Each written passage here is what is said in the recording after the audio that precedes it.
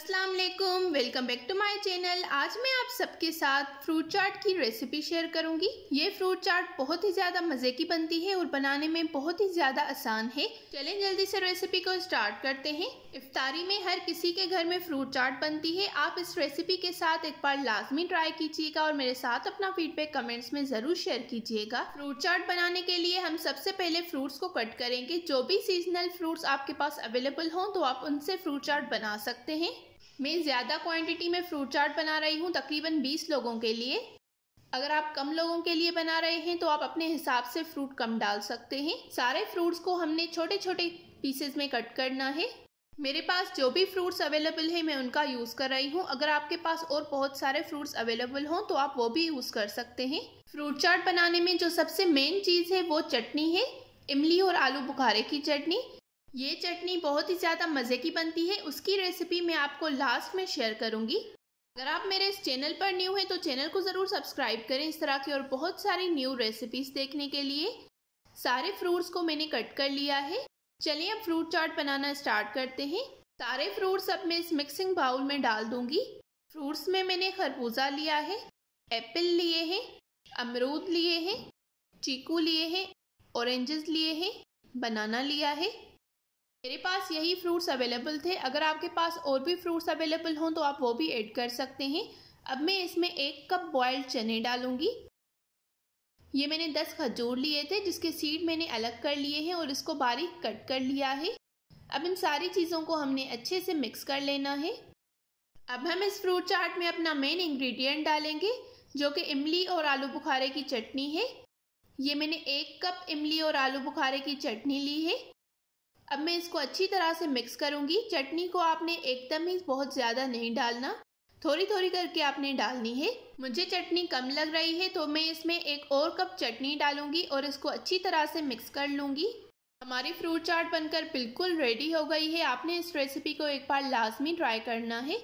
इस फ्रूट चाट को आपने अच्छे तरीके से ठंडा करके सर्व करना है। हमारी फ्रूट चाट बिल्कुल रेडी हो गई है। चलिए अब हम इमली और आलू बुखारे की चटनी रेडी करते हैं। ये मैंने 1 प्याली इमली ली है, 1 प्याली आलू बुखारा लिया है। अब मैं इन दोनों में 1 गिलास पानी डालकर इसको 1 मिनट के लिए माइक्रोवेव करूंगी और इसको कवर करके रख दूंगी जब तक ये सॉफ्ट हो जाएं। आधा घंटा हो गया है, हमारी दोनों चीज़ें अच्छे से सॉफ्ट हो गई है।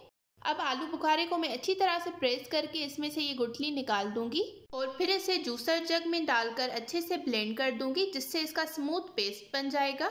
इमली को अच्छी तरह से प्रेस करके इसकी सीड जो है वो मैं अलग कर दूंगी और इसका पल्प जो है वो अलग कर दूंगी। ये इमली का पल्प मैंने रेडी कर लिया है।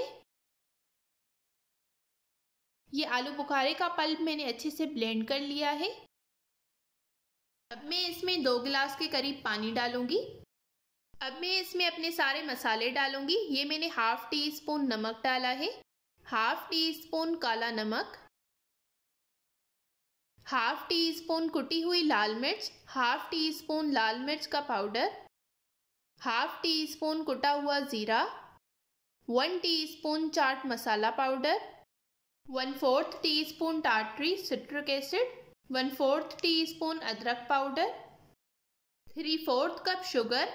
आप इसकी जगह पर गुड़ या ब्राउन शुगर भी डाल सकते हैं। अब इन सारी चीज़ों को मैंने अच्छे से मिक्स कर लिया है। अब इस चटनी को मैं मीडियम आंच पर पकने के लिए रख दूंगी जब तक ये अच्छे से थिक हो जाए। आप इस चटनी को थिक करने के लिए कॉर्नफ्लोर का भी यूज़ कर सकते हैं, लेकिन मैं इसको ऐसे ही थिक करूंगी। ये आप देख सकते हैं हमारी चटनी जो है वो अच्छे से थिक हो गई है। अब मैं इसको निकाल कर ठंडा करने के लिए रख दूंगी। हमारी इमली और आलू बुखारे की चटनी अच्छे से रूम टेम्परेचर पर आ गई है। ये बहुत ही ज़्यादा मज़े की बनी है। ये आप देख सकते हैं ये ठंडी होने के बाद भी थिक हो गई है। इस चटनी को भी आप बनाकर 1 महीने के लिए फ्रीज कर सकते हैं। मैंने इसमें से हाफ चटनी फ्रूट चाट में ऐड की है। मैं उम्मीद करती हूँ आपको मेरी आज की ये रेसिपी पसंद आई होगी। अगर आपको मेरी ये रेसिपी पसंद आई हो तो आपने इस वीडियो को ज़रूर लाइक करना है, शेयर करना है, कमेंट्स में अपना फीडबैक देना बिल्कुल नहीं भूलना। मिलते हैं एक नई रेसिपी के साथ, तब तक के लिए थैंक यू फॉर वॉचिंग। अल्लाह हाफिज़।